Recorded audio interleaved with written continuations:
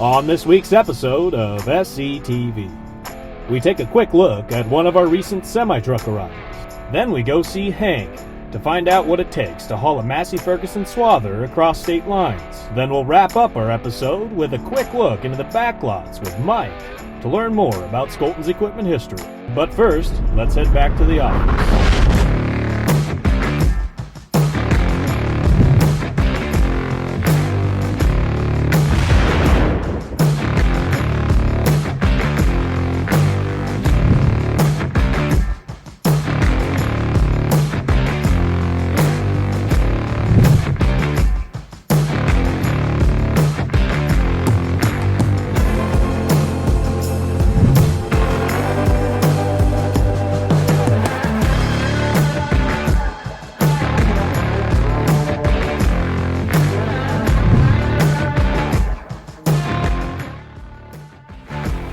Hey Lane, do you think it's gonna be okay if we swing by and check out that pin grabber?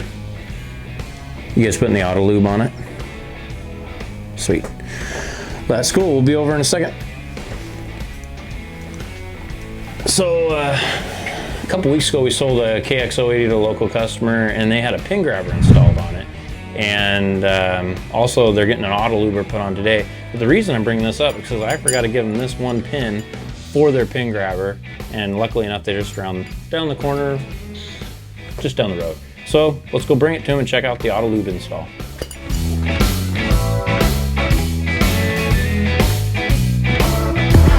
You may be wondering what the heck you're watching. Well, let me tell you.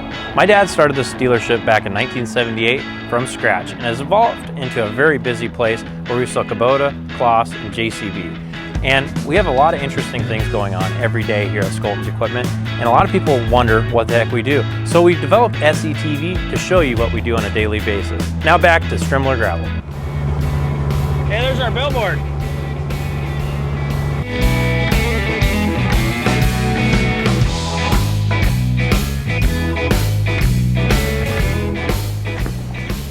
So we're here.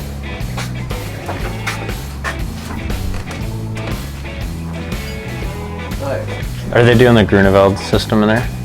I told Lane I was swinging by. Oh, okay. Oh, there we go. Yeah, we're. Oh, there's Lane. You know what about Gary? So we're here in the shop here, dropping off our pin. This pin goes onto this pin grabber. It's a safety pin in case you don't want the pin grabber to be activated. This is the same pin grabber you can see on a lot of, or one other video. Where we highlight the pin grabber. It's the same pin grabber, just on a quite a bit bigger machine. It's a KX080. But this is the pin that I forgot to bring when we delivered the machine that was dropping off. And while we're speaking, they're installing Grunewald, the company. They're installing an auto luber for this, so no grease guns required except on the pin grabber, they say. And then the front blade, you do have to give that one pump, it looks like.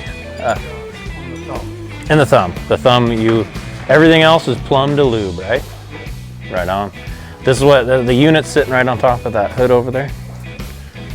And then they're plumbing it under the hood, making sure everything clears on this brass looking thing right here. That's what they're loading in there. But anyway, yeah, makes greasing almost a non-fail issue where you can't screw it up too much when a machine's doing it for you. A lot of guys don't like to grease anything because it just takes time. Time's money. And if you don't grease, it costs you a lot of money. So it's a great system. Really fortunate to be able to see them put it on today. That's all from the auto lube setup on a KX080.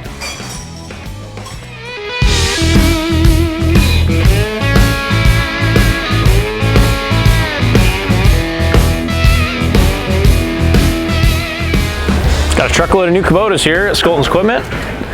It's always exciting when we get new truckloads of stuff in and get to see what we got. We've been waiting for some of it. Some of it just comes in, you're like, oh yeah, we had that coming. For instance, we got the L2501s. We got 4 of those today, and an SVL 75-2 high flow machine with hydraulic coupler cab. Anyways, it's like I said, it's always fun. It's like Christmas here when you get a truck coming in, especially when you're waiting for something. But anyways, I always like to come check them out. This is what it is.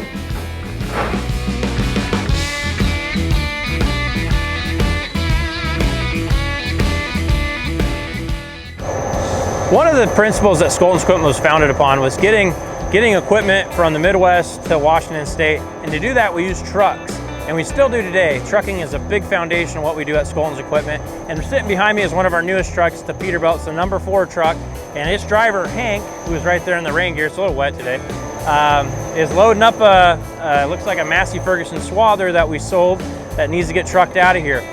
So it's one service we do. We don't just have one truck, we have 3 lowboy trucks available still, and then we have, as behind you, look behind you, that truck right there. We have 3 of those trucks as well, roll-off trucks. We'll go talk to Hank and see what's involved in taking this Massey Ferguson on the open highway. Massey Fergusons are actually really wide, so it's quite a process to ship one. We don't try to do it unless we really need to.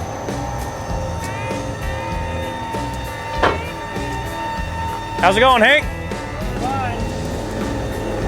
This is Hank. Oh, turn the other way. This is Hank. It's a little wet today.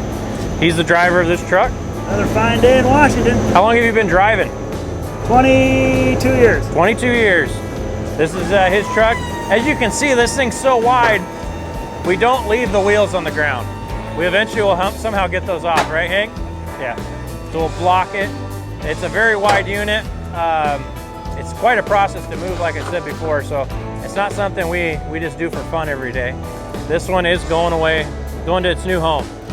But yeah, so this trailer actually detaches right here. It's getting attached right now, I believe, right? Yeah, reattaching it. Yeah, so, and then we'll put blocks under it. Are you gonna take the wheels off?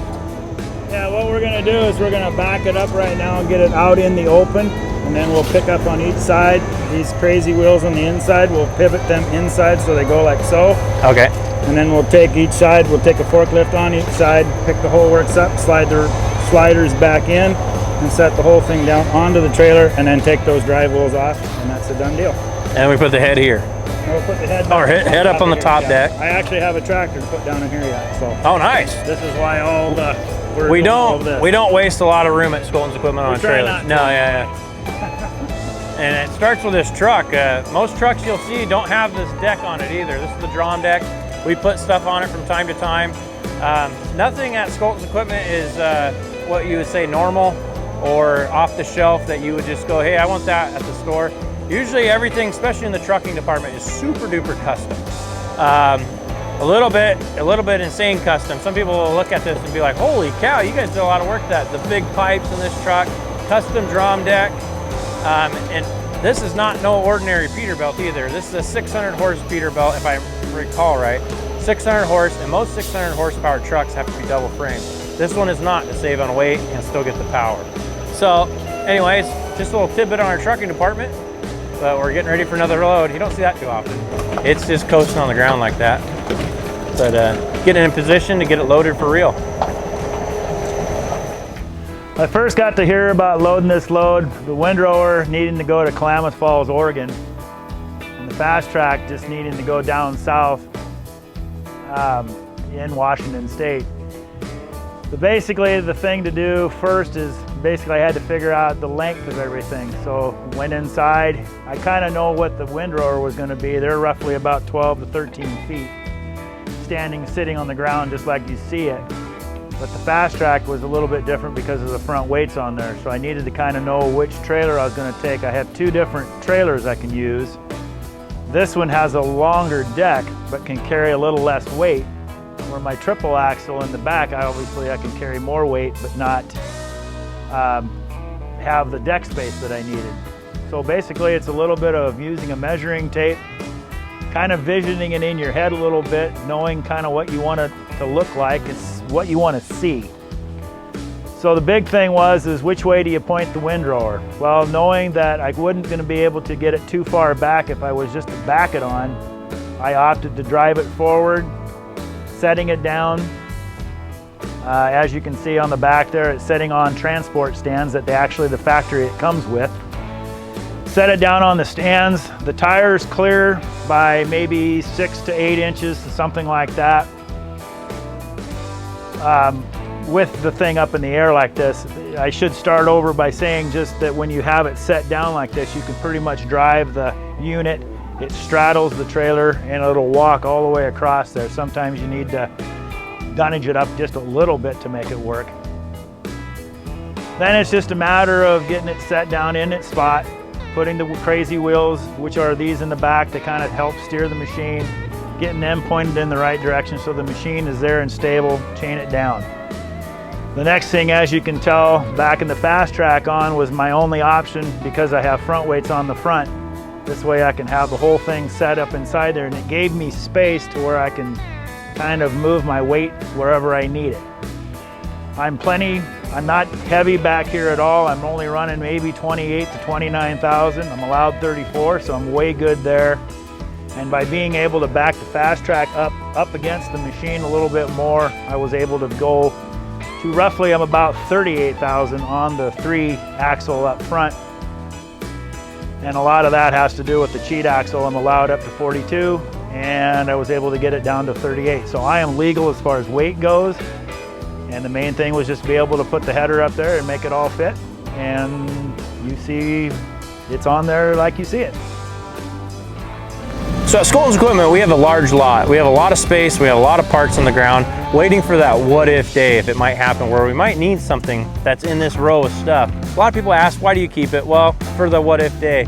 We're here today on Backlot Archaeology. I'm gonna pick one of these items and actually tell you what it's for. Come on.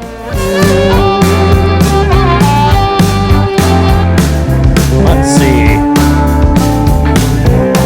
Some of you may not recognize this, but this looks really familiar to me. This is an old rear door, oh my goodness, off a Bobcat. We have two of them sitting here. One looks like it has a little bit more topsoil than the other. But yeah, they're sitting here waiting for that day where we might need a rear door for a Bobcat. If I had to guess, judging by the pallet, it's been here a little while. Not too long though. Moving on, we'll do a couple more. So that's for the Bobcat customers out there. Let's see, what do we got here?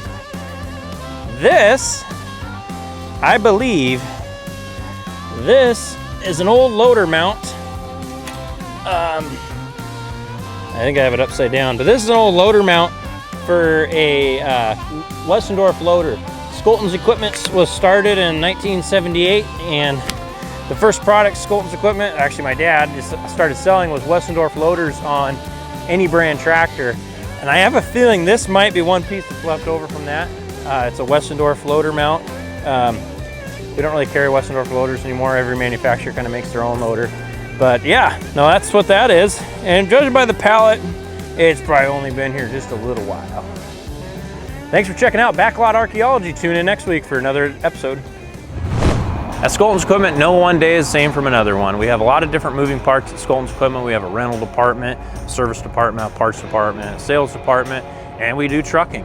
And we hope to give you a good glimpse of that in this episode of what we do from a day-to-day basis and what new challenges arise, and we try to tackle them. And we hope to keep giving you this content and keep providing you with an entertaining experience into a tractor dealership.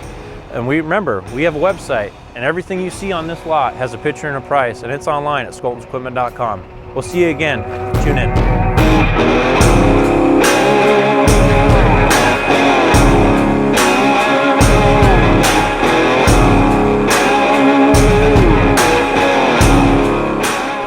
Thanks for watching. Make sure to subscribe and get ready for next week's episode, where we get a chance to watch Steve Bauman custom assemble a triple motor adapter from scratch.